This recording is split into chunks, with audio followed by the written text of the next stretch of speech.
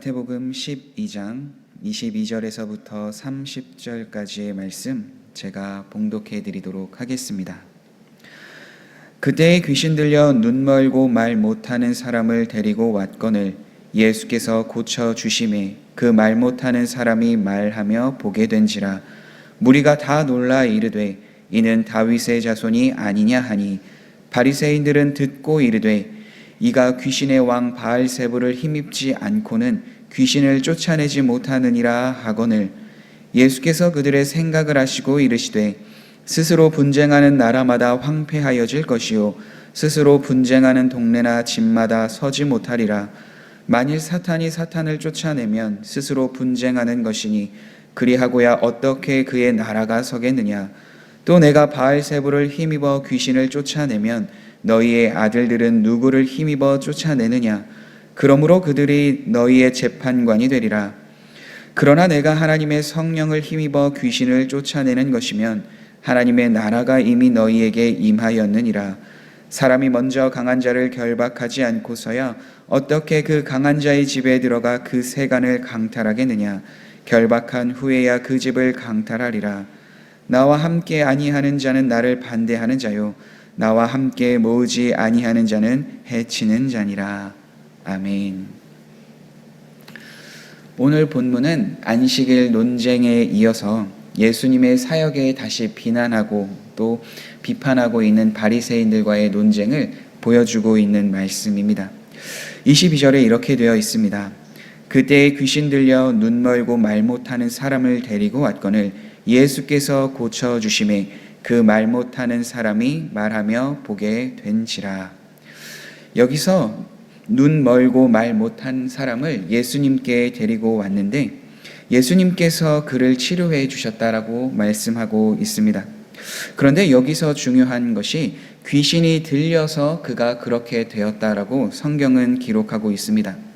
물론 모든 눈먼 사람들 또 말 못하는 사람이 다 귀신 들려 그렇게 된 것은 아니지만 오늘 성경에서는 그 말 못하고 눈먼 자가 귀신이 들렸기 때문에 그렇게 되었다라고 기록하고 있습니다. 그러니까 이 사람은 영적인 문제로 인해서 육신의 질병이 찾아왔고 그로 인하여 예수님께 데리고 나왔고 예수님께서는 그 영적인 문제를 해결함과 동시에 그 육체의 질병 또한 해결해 주셨음을 성경은 이야기합니다. 그렇기 때문에 이 사건을 통해서 우리가 볼 수 있는 것은 예수님께서는 육신의 질병만을 치료해 주시는 것뿐만 아니라 사탄의 권세로부터 눌려있는 그 자들을 자유케 해주신다는 것입니다. 예수님께서 이 사람을 이렇게 고쳐주심으로 인해서 두 가지의 반응이 나타납니다. 먼저는 무리가 다 놀라서 예수님을 다윗의 자손이라 부르는 것과 또 바리새인들이 예수님이 귀신의 왕 바알세불의 힘으로 인해서 귀신을 쫓아내었다는 반응입니다. 예수님께서는 바리새인들의 생각을 아시고 이렇게 말씀해 주십니다. 예수께서 그들의 생각을 아시고 이르시되 스스로 분쟁하는 나라마다 황폐하여질 것이요 스스로 분쟁하는 동네나 집마다 서지 못하리라. 또 내가 바알세불을 힘입어 귀신을 쫓아내면 너희의 아들들은 누구를 힘입어 쫓아내느냐. 그러므로 그들이 너희의 재판관이 되리라. 자신을 죽이려고 하였던 바리새인들 그 생각도 아셨던 예수님께서 어찌 그들의 마음을 모르실 수 있었을까요? 그래서 이렇게 말씀해 주시는 겁니다. 세상의 나라도 동네나 집도 분쟁하게 되면 황폐하게 될 것이고 망할 수밖에 없는데 어찌 귀신들도 다를 수 있겠느냐. 그렇기에 너희들의 생각이 잘못되었다라는 것을 말해줍니다. 사탄은 결코 사탄을 내쫓지 못한다는 것을 말씀해 주시는 거죠. 물론 이 시대를 살아가고 있는 우리들은 이렇게 생각할 수 있습니다. 예수님을 믿지 않는 무당들 그리고 다른 이들을 찾아가서 귀신 들린 사람들이 다시 온전케 되는 것을 이 시대에도 경험하게 되는데 그렇다면 그것은 어떻게 되는 일입니까? 오히려 그들에게 있었던 것으로 인해서 귀신이 쫓아나고 귀신이 떠나가는 것은 우리는 어떻게 이해해야 합니까? 이런 생각들이죠. 성경에도 이런 부분들이 나옵니다. 바로 사도행전 19장 11절 이하의 말씀입니다. 하나님께서 사도 바울을 통해서 수많은 기적을 행하시는데 어떠한 기적이 일어났는가? 바울의 몸에서 손수건이나 앞치마를 가져다가 병든 사람에게 놓으면 그 병이 치유가 되고 또 악귀도 떠나가게 하시는 일을 경험케 하십니다. 그런데 그때 어떤 유대인들과 또 유대 제사장 스게와의 7 아들도 그와 비슷한 일을 행하려고 하는 거죠. 그런데 그때 악귀에 들린 사람 속에서 악귀가 이야기를 합니다. 내가 예수도 알고 바울도 아는데 나는 너희를 모른다. 오히려 그 모른다고 하는 그 사람들을 몸을 상하게 하며 그 장소에서 악귀가 그 일들을 행하는 거죠. 그러니까 귀신들을 쫓아내는 일을 사도도 하고 그 일을 행하려고 하는 사람들이 있었다라는 거죠. 반대로 이야기한다면 사도뿐만이 아니라 그 일을 행하는 사람들을 통해서 귀신이 쫓아내어졌던 그 일들이 그 신약 시대에 있었다는 것을 우리는 사도행전 그 사건을 통해서 알 수 있습니다. 그래서 어떤 학자는 그러한 일들을 보면서 귀신들이 서로 거래하는 것과 양보하는 모습은 있지만 서로 다투는 일은 없다라고 이야기를 합니다. 그러니까 다르게 이야기를 한다면 그들의 나라를 넓히기 위해서 귀신의 영역을 서로 양보하고 또한 그 안에 나라를 확정하고자 하는 그 목적이 있어서 타협하는 일은 있을 수 있지만 서로가 서로를 대적하며 서로가 서로를 싸우는 일들은 결코 있지 않다라는 것이죠. 그러나 예수님은 그렇지 않으셨습니다. 사탄의 나라의 유익을 가져다 주기 위해서 귀신을 쫓아내는 것이 아닙니다. 오히려 사탄을 멸하시기 위해서 이 땅에 오셨고 사탄에게 묶인 자들을 자유케 하시기 위해서 오신 분이 예수님이시기 때문입니다. 그러니까 우리의 입장에서는 사탄과 싸우실 뿐만 아니라 사탄을 대적하시는 분이 바로 예수님이시라는 거죠. 그래서 예수님께서는 이어서 이렇게 말씀해 주십니다. 또 내가 바알세불을 힘입어 귀신을 쫓아내면 너희의 아들들은 누구를 힘입어 쫓아내느냐? 그러므로 그들이 너희의 재판관이 되리라. 그러나 내가 하나님의 성령을 힘입어 귀신을 쫓아내는 것이면 하나님의 나라가 이미 너희에게 임하였느니라.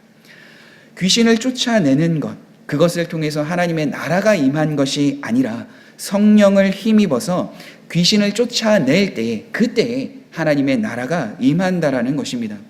반대로 이야기하면 아무리 수많은 기적과 권능을 행한다 하여도 거기에 성령님의 능력이 없다면, 성령님의 임하심이 없다면 그건 결코 하나님의 나라의 일이 아니라는 것이죠.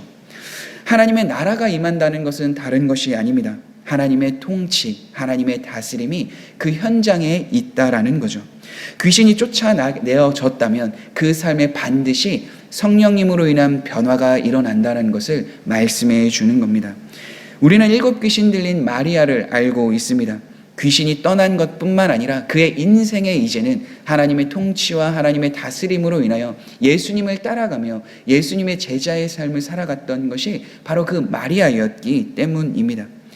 그렇기에 귀신을 쫓아내는 그 현상도 너무나도 중요하지만 그보다 더 중요한 건 그것으로 인하여 하나님의 임재, 하나님의 통치가 귀신 뜻이 떠나간 그 사람에게 임하였다라는 것이죠.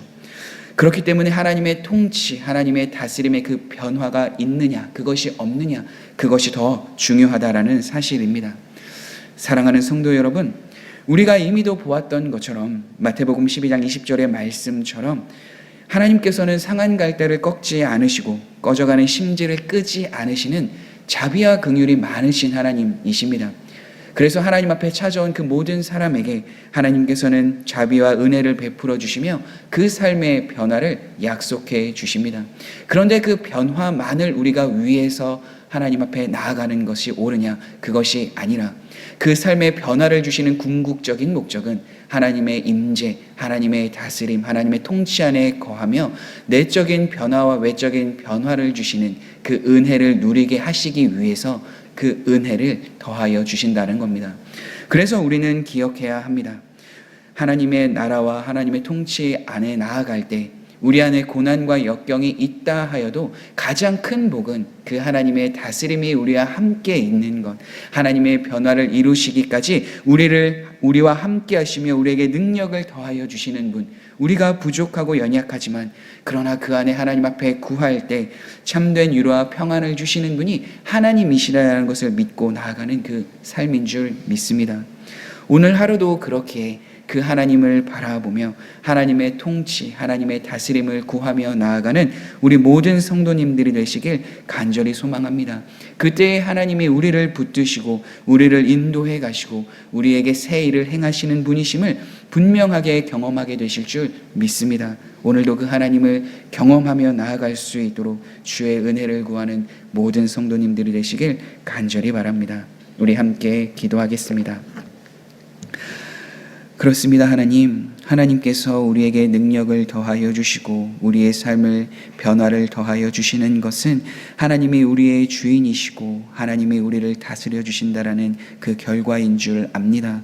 우리가 힘들고 연약하고 부족할 때 그렇기에 마땅히 하나님 앞에 구할 수 있사오니 하나님 우리의 삶을 점검하며 돌아보며 우리의 필요를 하나님 앞에 구하는 우리 모든 성도님들이 되게 하여 주시고 우리의 변화와 우리의 삶의 모든 것을 더하여 주실 때 그것이 하나님의 통치, 하나님의 다스림, 그 은혜로부터 주어진 것임을 또한 믿고 끝까지 주님을 따르며 나아가는 우리 모든 성도님들이 되게 하여 주옵소서. 예수님의 이름으로 기도드립니다. 아멘.